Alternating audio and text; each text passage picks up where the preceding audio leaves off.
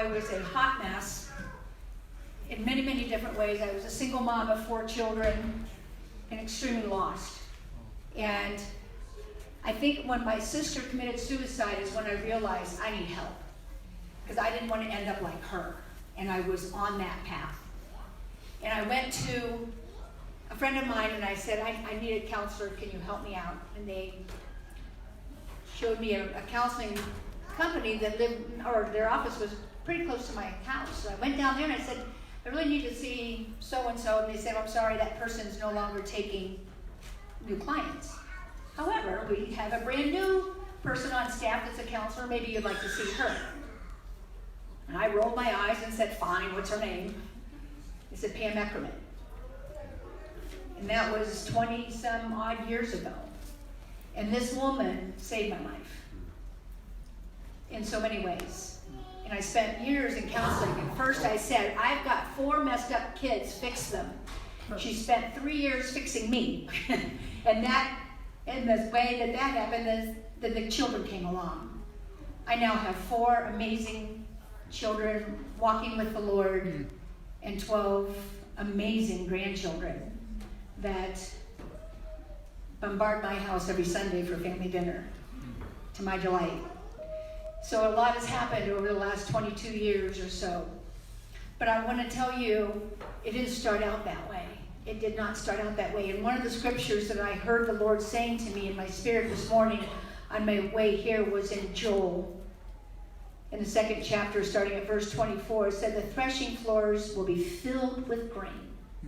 The vats will overflow with new wine and oil. I will repay you for the years the locusts have eaten. Yeah. Amen? Amen. And I know from what Pastor Jim was talking about this morning, from my own experience, and when I was in the early days of coming to know the Lord and trying to get some road, some legs under myself, and trying to get some kind of pathway to life, and calling Pam constantly once our relationship in the counseling office was over with, and I'd say all these things that were going on, and Pam would always respond to me and say, well, what did the Lord say to you? What did the Lord say to you? And that was one of your questions. What are you hearing from the counsel of God today? And so finally, I'm a little thick-headed. 20 years later, I finally call Pam up nowadays and say, guess what the Lord told me? And you know what that's from? It's from sitting at his feet every day. Yep. There is no other solution. There's no easy fix. There's no magic wand. Sitting at his feet every day. And that's what I did, and that's what I still do. It's like a breath for me. And there's been journal after journal after journal that I have written over the years.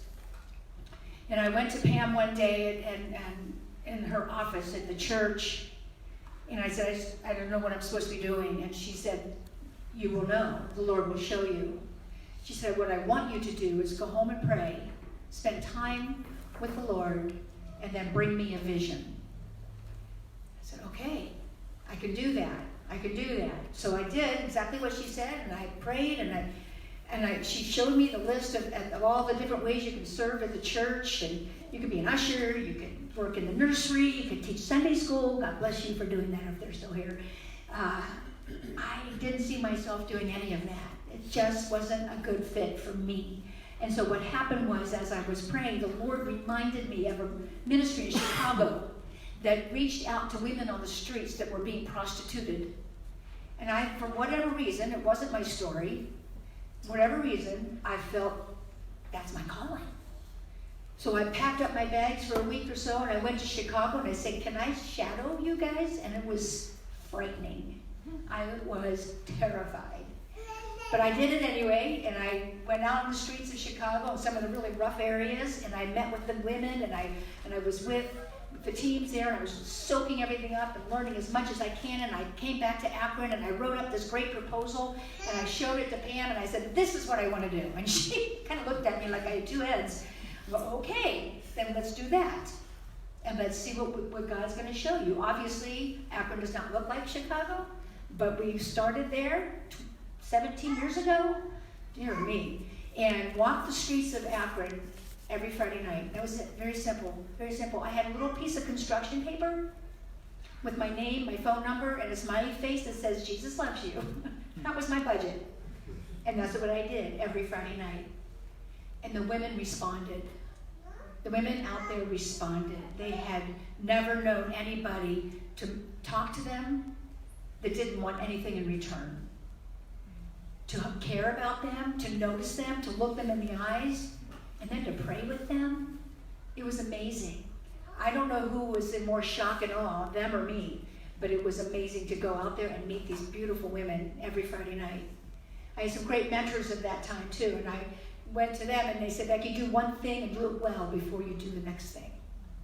And that's how Rahab began to grow over the years. And I'm going to introduce to you Suzanne Johnson here in just a minute, because we worked together as she was still in the Bureau. She's a Stark County resident. She's got a lot of really good information for all of you about what's going on and how God is really moving in your area to help end this fight against human trafficking in Stark County. Because I'll be the bearer of bad news, it's happening here.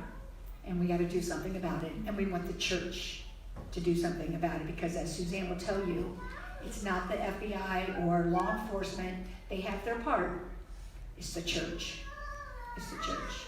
And I know from the thousands of women I've met over the last 17 years, it was Jesus Christ that brought them to the healing place that they're at now. So we've got to raise up the church to do that. So I'm going to end with this, because this is not something I ever promote.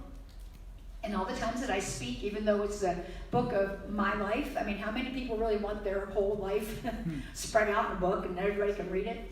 But the reason I am showing you this, well, first of all, my dear friend Pam wrote it.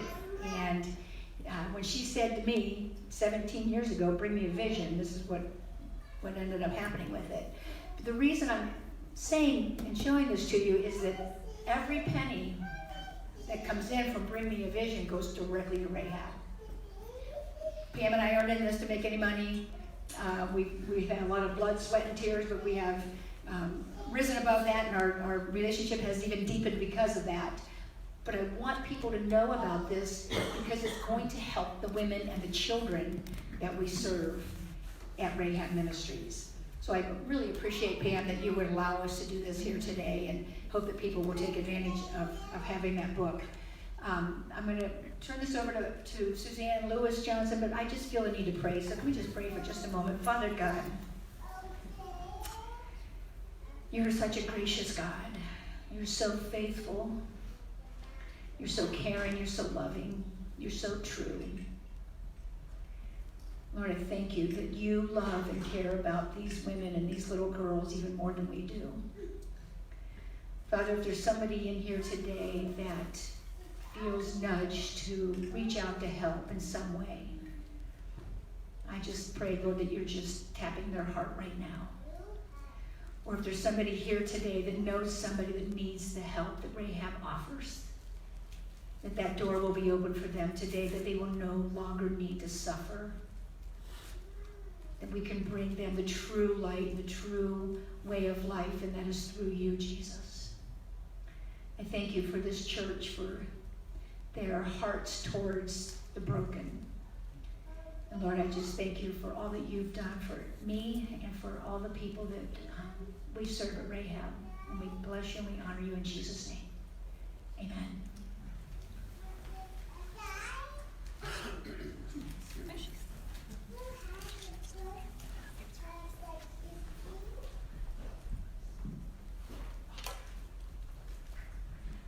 You can maybe see in that short glimpse introduction that you've had to Becky why it was so scary for me to leave the FBI and come to Rahab. What I realized is nobody would ever fill her shoes, and so I have not tried.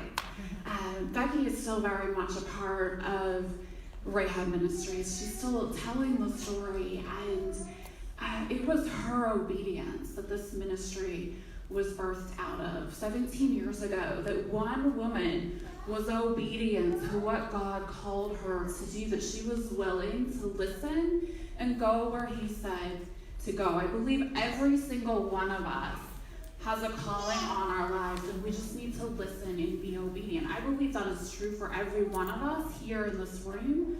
I also believe it's true for everyone that Rahab serves and everyone that we are called to serve. Did you know that in the NIV, I wasn't planning to mention this today, so I hope I get the answer or the number right. There are 74 mentions of the word prostitute in the Bible. That word is used in 3 ways. One, it's part of the law. It's mentioned in the law. 2, God uses it an awful lot when he's talking about his own people. And that's the only time it's used in a derogatory sense. The third time that you will notice the word prostitute, you will see these stories of amazing women throughout Scripture who changed the course of history. God is in the business of using those whom worldly wisdom would say he's not going to use. So not only do I believe we can offer hope to the women that we're serving, but I believe they have incredible calls on their lives. I believe evil is a force. I served as an FBI agent for 10 years. Evil's a thing.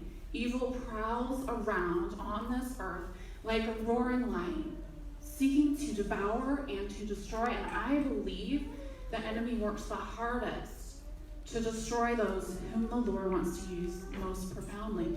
If you're sitting here today and you feel like the enemy is coming against you, if you feel like life is hard, if you felt like maybe it was hard to get out of bed this morning, maybe you're exactly where you're supposed to be, because maybe there's an enemy that's coming after you.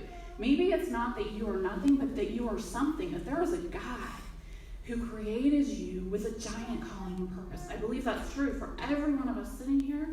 I believe that is true for the women and children that Rahab serves. I, as an FBI agent, was based out of the Stark County office. I had the opportunity to see things not everyone gets to see, to go places not everyone gets to go.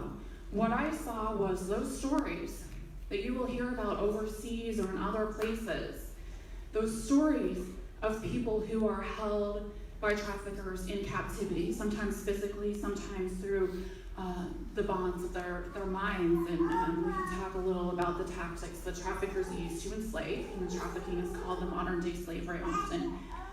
But I saw these stories, but they weren't just stories, they were people.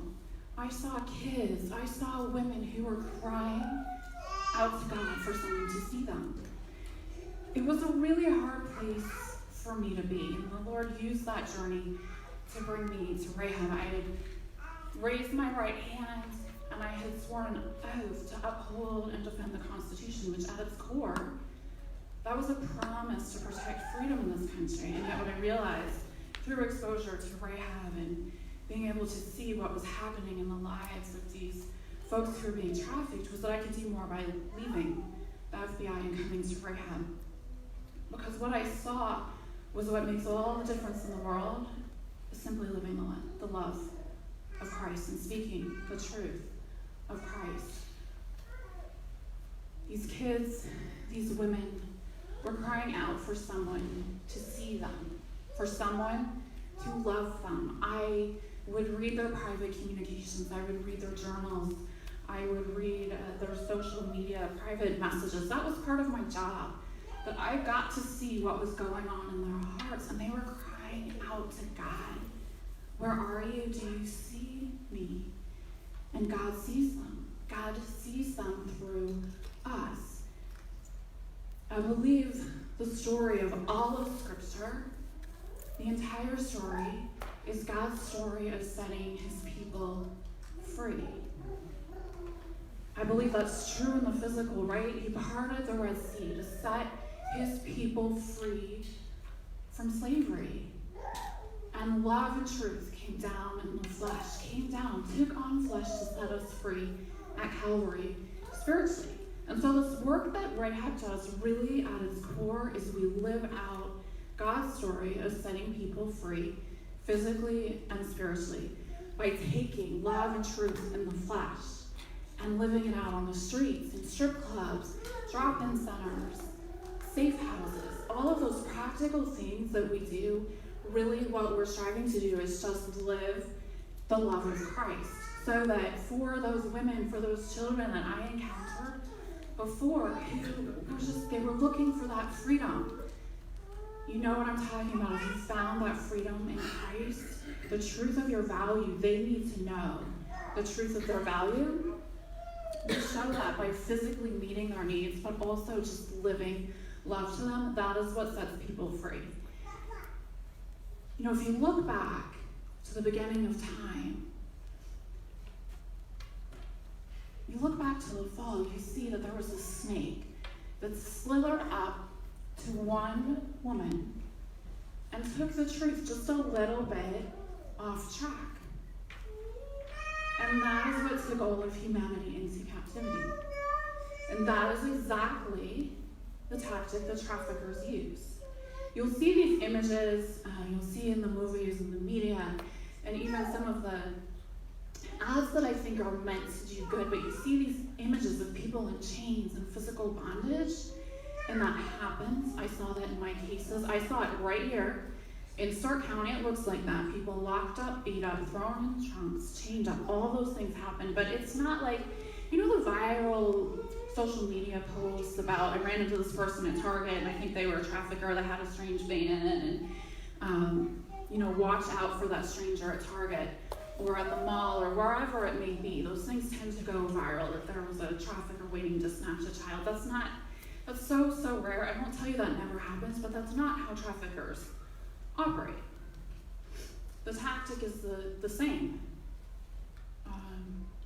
Evil's weapon is deception. So what traffickers do is they come in and they offer a counterfeit version of love. With social media these days especially, kids are posting their feelings online, their vulnerabilities. Traffickers prey on vulnerabilities. And so often it's just that need for love, for affection, and they will accept a counterfeit when they don't have the real thing. So not only is love and truth in the flesh the answer to stopping trafficking that's happening, it's also very much an answer to preventing it. I often say, we need to make sure there are no invisible people among us. That is what can prevent trafficking as well.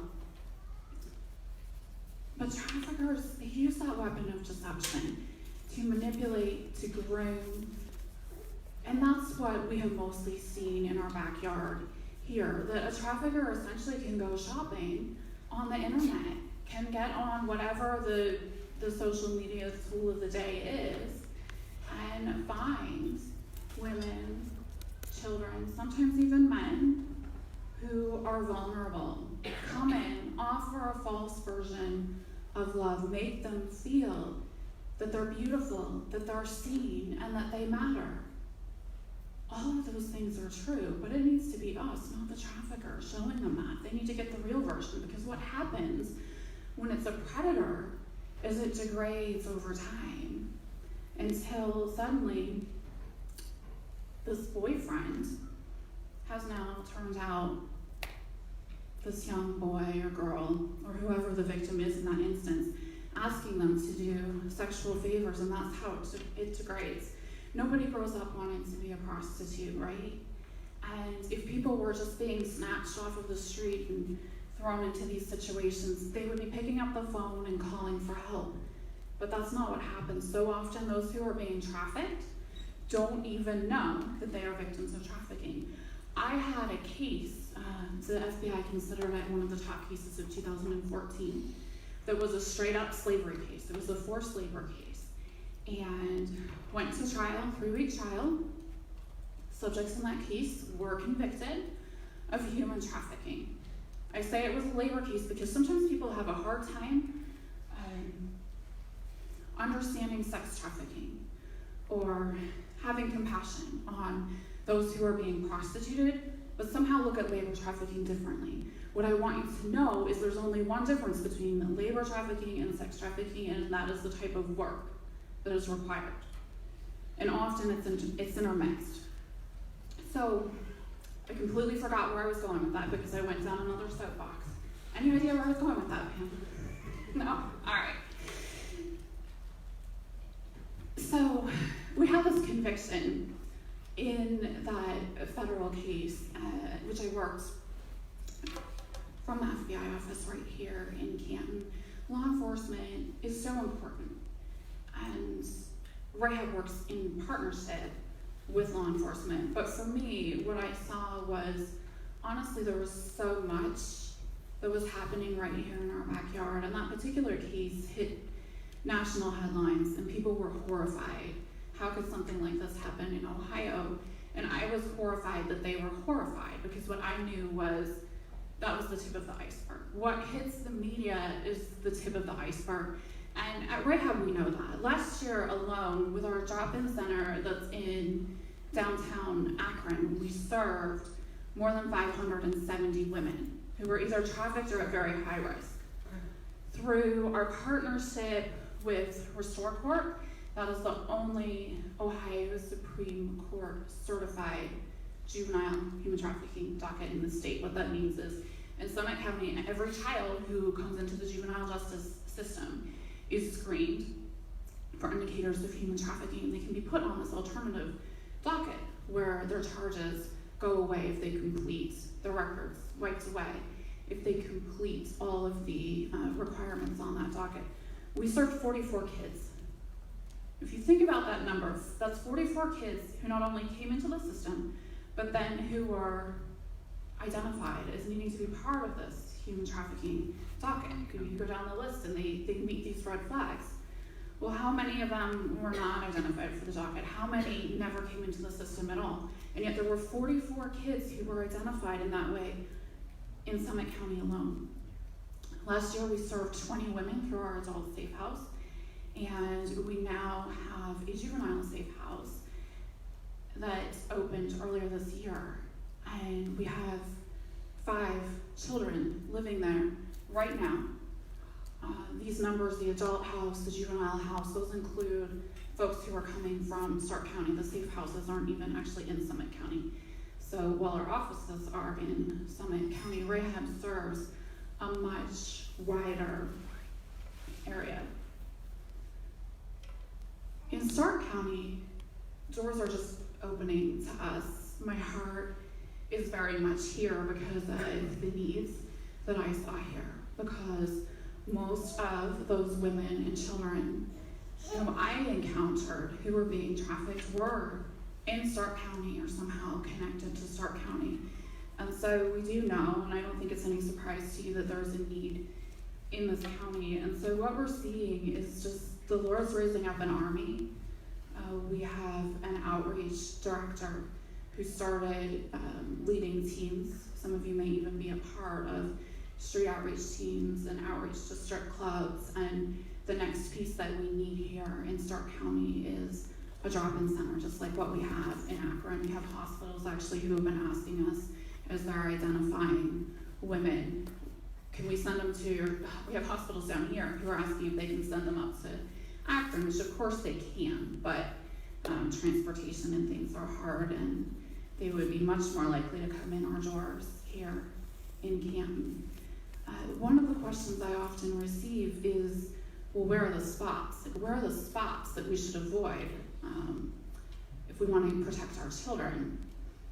And I would say, certainly there are places where there's more street prostitution in Stark County, but the traffickers are everywhere. The customers are everywhere, and I'll often say the most dangerous place for your child to be is in their bedroom with their phone or their computer, because as I said, those traffickers are able to go on there, and it's almost like shopping, because they can find these kids with vulnerabilities. I'm so thankful that you are here, that you care, that we've been invited, that the church really, I believe, is rising up in Stark County. Not just Stark County. We've had incredible opportunities in a lot of places, but more than anywhere, I just see this swell of people who are called to be part of this work, to be a voice, to be engaged on the streets.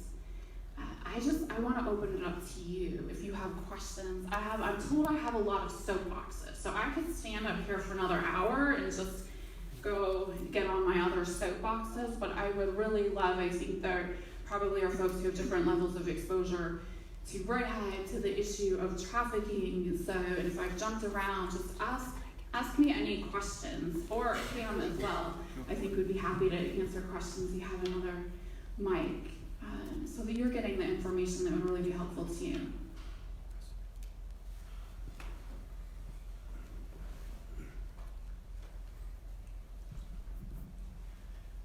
So when you identify primarily young women who need what you have to offer, what is it that you're trying to accomplish, and how do you go about doing it?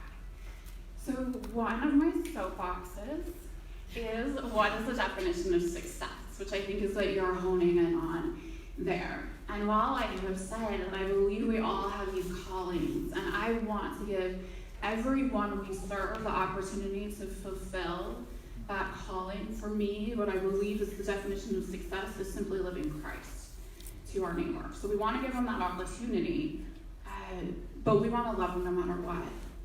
And when you think about the incredible trauma, like, this is a long road. In fact, I was meeting with a pastor when I first came on board who's really been invested a long time with RAHAB, and we were talking about the safe house. And we were talking about women leave. They leave the safe house. We don't hold them there. They come by choice and they leave if they want to leave. And that's because sometimes safe doesn't feel safe. When you've lived in that state of trauma, fight or flight and all that stuff, and then you're in this place that's supposed to be safe, but maybe it doesn't feel that way, and then we have a lot of times folks who are coming in with the drug addiction, which if they didn't start out with a drug addiction as a vulnerability that the trafficker preyed upon, oftentimes the trafficker will get them addicted to the drugs because that's a great way to control somebody. And so there can be that craving and all the chemical changes in the brain, just so many reasons that it's very hard to stay at a place that is safe and where you're getting the wraparound trauma-informed care. So something that's unique about RAHAB actually is someone can leave and then we welcome them back, because that's what the Lord does for us, right? It's a culture of grace.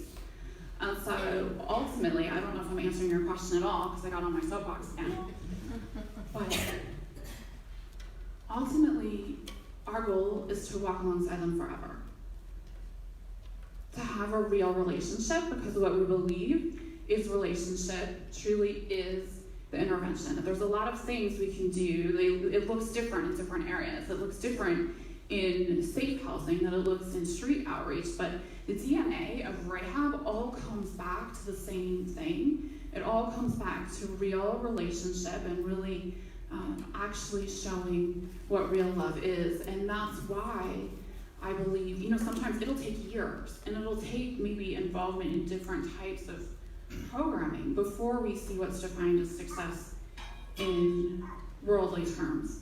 But we're also not striving necessarily for those that we serve to have what I often call white picket fence lives, which is yet another soapbox of mine if anyone wants to ask about white picket fence lives. My goal is to do absolutely everything that we can to provide for basic needs and to give them the opportunity to fulfill their callings.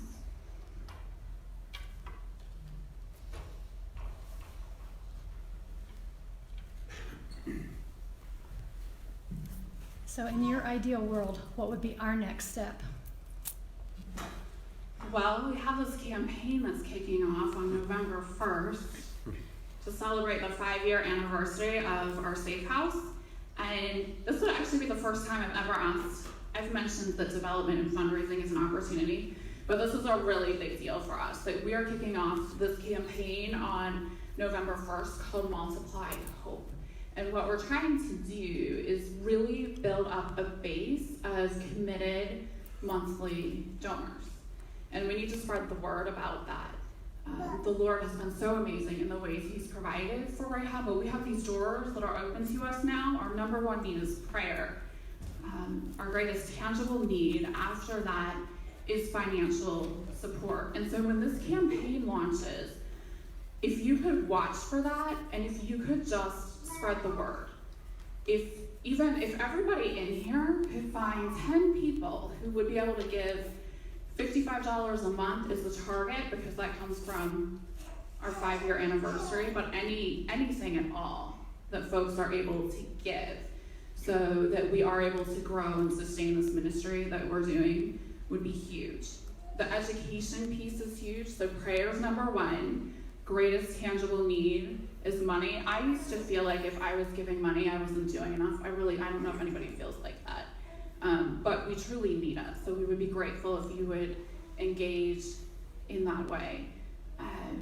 And then to learn, we have what's called RAHAB Essentials training, where if you are feeling called to be part of this ministry in a way where you would be directly serving the women and the children, serving trafficking survivors, we would ask you to come to that training so that you can really be equipped. It's a 6-hour training where we do human trafficking 101, we do trauma training, we give an overview of every area of our ministry so that you can really see and then pray about what the place might be for you to engage.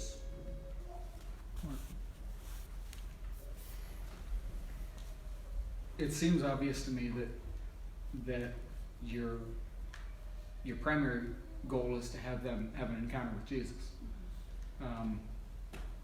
But if you have an encounter with Jesus, you ought to get introduced to his family.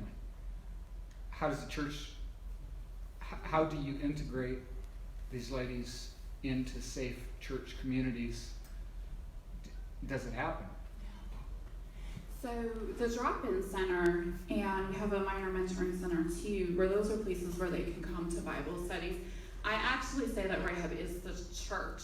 I know what you're talking about as well, like to connect to houses of worship. So with our safe houses, we give the opportunity to attend churches and provide transportation for that piece. But how are they received? I've actually never heard of any concerns as far as how they're received. They're generally going to churches where we have relationships, and so I think they're welcomed with love, as they should be.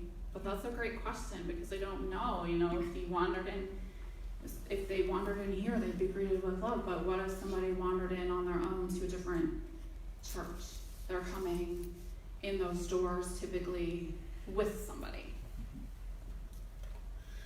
Question, what is the reception or reaction to the regulatory bodies, Stark County, the councils, the judicial system to your work, as well as coming from the mindset of if there's a problem, you fix it kind of thing. And so is there education you give to the governing bodies of the county and the judicial system? I mean, you were part of some of that. How's it received? And Akron, of course, but working more in Stark County. How's that work? I knew a lot of folks in those systems before I came to RAHAB, so there's a continuation of relationships. There have also been new relationships. There's a couple task forces in Stark County that are comprised of folks who provide drug services or who are likely to encounter those who are being trafficked. And so the courts, children's services, different agencies are part of those and I've been part of those too for years and years. And so part of my experience and my journey that brought me to RAHAB actually was kind of born out of those relationships, where there I was, as an FBI agent. If you watch TV, the FBI swoops in and saves the day. That's not the reality in every instance. Only God is all powerful and all knowing. The Bureau is not, so as good as that piece was, I would constantly find myself in these spaces where I was getting called and we'd identified someone who was being trafficked, who was maybe had a case with children's services or had a case in one of the courts here in Stark County. And constantly RAHAB was looked to as the answer. With juveniles at that time, the juvenile safe house wasn't open yet because there wasn't enough funding. And so constantly I would be going to meetings and people would say, is the RAHAB safe house open yet? And so what would happen then is these kids would end up in somewhere like maybe detention, or more likely, normally they just ended up back out there getting snatched up by the same trafficker or a different trafficker. And so that was really motivating for me.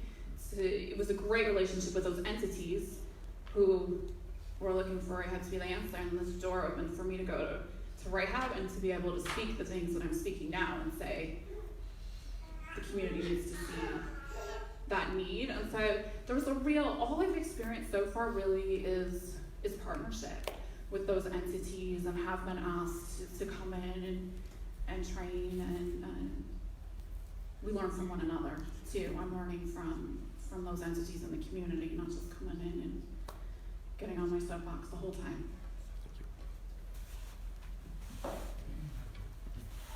Another question. You mentioned the safe house several times, and if you are successful with a young woman in the safe house, what does she graduate to? What's the next step after that? I've had the amazing opportunity of going to some safe house graduations since I've come onto staff, and in those instances, what had happened is the women had come in, everyone gets an individualized case plan.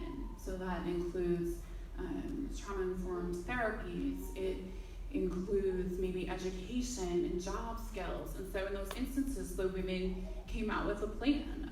They came out with employment, they came out with, they had started working actually before they left the safe house, so they've been able to save up money and buy a car and do the normal things that we do in life that maybe we take for granted. But they had come out equipped to do that, and then they don't graduate and just go off on their way, but we continue to support and have relationship with them, and they have mentors who continue to walk alongside them.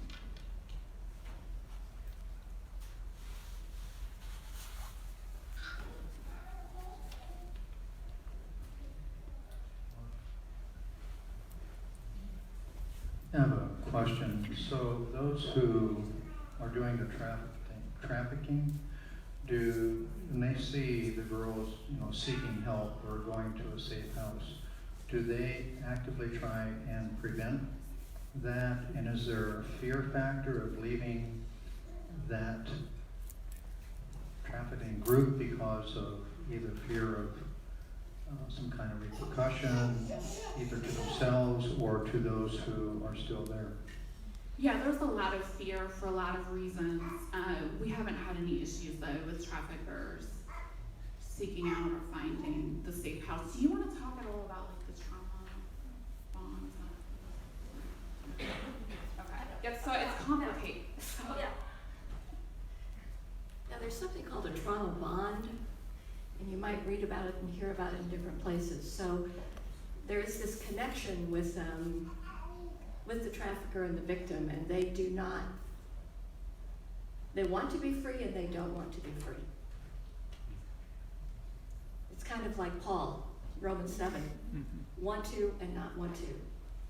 And that's why what Rahab does is so important in all the avenues and the ways that they intersect with them. And I know she hasn't mentioned, but I know that they go in and talk to schools. They've talked to hospitals so that hospitals are aware of what victims who are coming into emergency rooms might be looking like. They go into the jails. When you were looking at what's a success model, pre-safe house, a success model is a young woman that Becky met in jail who gave her life to the Lord and had a lot of rough spots. She's been on the street a long time.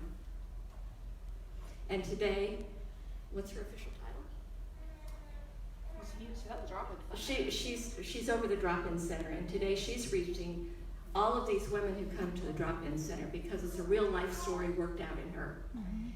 And I would say, having spent time in private practice, but then serving on a church staff, and this is my soapbox, that the church is behind.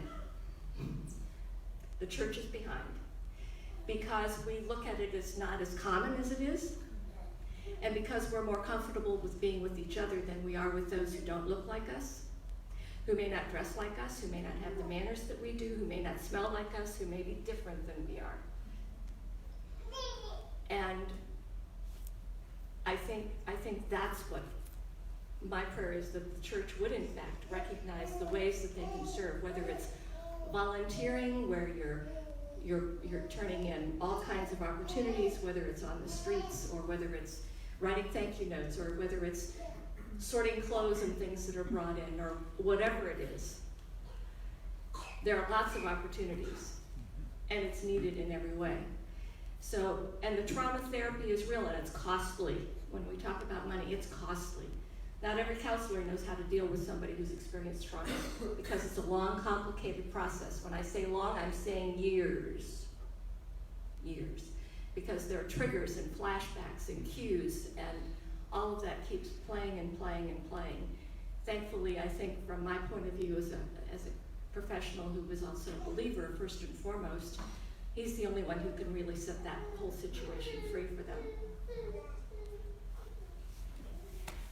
I think I'm about at the end of my time here, but I wanted to share with you too about the podcast, which is something new. If you haven't seen that, if you go to the website, rahabministries.org, under media, we have 4 podcasts that are out there now, and Angel's story is on there. Angel was the first one who was interviewed there, and we really believe we are called to have a voice and to speak truth, that not every piece of information that is out there about trafficking is completely accurate. So what we're trying to do is have conversations that will be helpful to the narrative so that we can help equip others to do this work that I had nothing to do with. I really believe there is nothing like Rahab anywhere, but it needs to be everywhere. I can say that because I had nothing to do with creating it.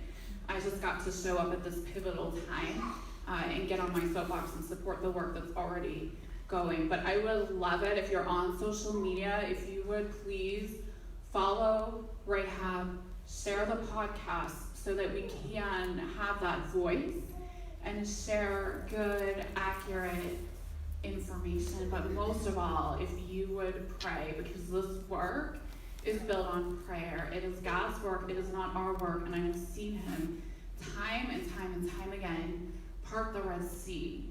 Over my last year at this ministry, there are things that looked impossible, and he is the God who does the impossible. And we are thankful for the times that we have needed miracles, because that's when you get to see them. So we hope that we trust they will continue. So please be praying for us for that.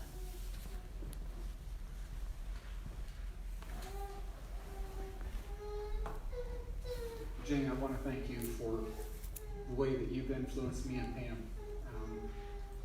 This is, we got a chance to witness you coming to Christ. We got a chance to see the transformation, even though we haven't known you very long. We've watched the way that God has affected your life. But you had a passion for this before you knew Jesus. And like, Christians aren't the only ones that have concern about people that are being trafficked, right? Like, here is an opportunity for us, and I think you and I need to talk. But here's an opportunity for us to be able to identify, first of all, that it's an opportunity to intersect the world. Not only those that are affected by the trafficking, but those who are, who in their heart want to see it come to an end, whether they know Jesus or not. Because those folks need Jesus too.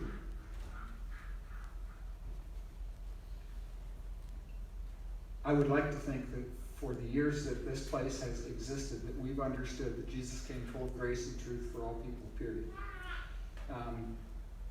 God forgive us if we give off a vibe that tells people you're not good enough to be here. If that's the case, I'm not good enough to be here either. I'm going to close this with a word of prayer.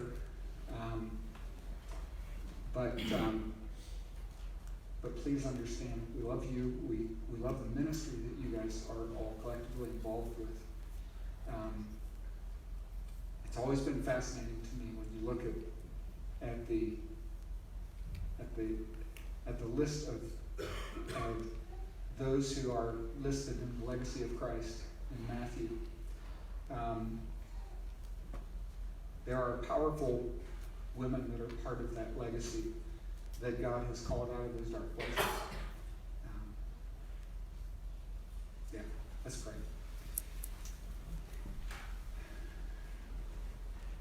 I think they ought to get here in the middle and just pray around them, eh? Yeah, so you better surround them before they go. Come on up. Yeah. We listen to the Spirit of God. We listen to the voices of people who are listening to the Spirit of God. So if you guys are good with it, if you're not, okay, but if you're good with it, just come right up here. Yeah, please. Lord God, so much of what this ministry is dealing with is the violation and inappropriate way that people take advantage of each other, including inappropriate touch. God, I pray that today that the laying out of hands that's happening would be a holy touch, empowering touch, one where these ladies experience and know that your Spirit, first and foremost, is the driving force behind what they're working at. That the rest of us listen and listen close to see what it is that you might be calling us to get involved, at what level you're calling us to get involved. It's not if, but at what level you're calling us to get involved. God, my heart breaks when I hear even one story. When I've heard the audible books that have talked about even one story, it is heart-wrenching and it's heartbreaking. Somehow these ladies have heard these stories over and over and over and continue to go back to work. So continue to build them up. Continue to make this life-giving for them. And today, God, break the bounds of this destructive stuff for at least one more person. May you call one more person out of this darkness. I pray, God, that Satan would be exposed for the deception. I pray that people would begin to find comfort in places that they ought to find comfort. That the safe houses would actually begin to feel safe in their soul, even if it's something they've never known before. I know the enemy is going to continue to whisper to them that they cannot trust those who are trying to actually lift them out of this place. Lord, I pray that you would expose to those who are trapped in this world, expose to them where the lie is coming from. Open their eyes, let them see it. And where the truth is coming from. Jesus came full of grace and truth. May they experience the grace and truth. And God, I just ask forgiveness for your people, for the times when we as your church body have failed, and failed miserably. Get us out of the ivory towers. May we walk where you call us to walk. I just pray this in Jesus' name. Thank you.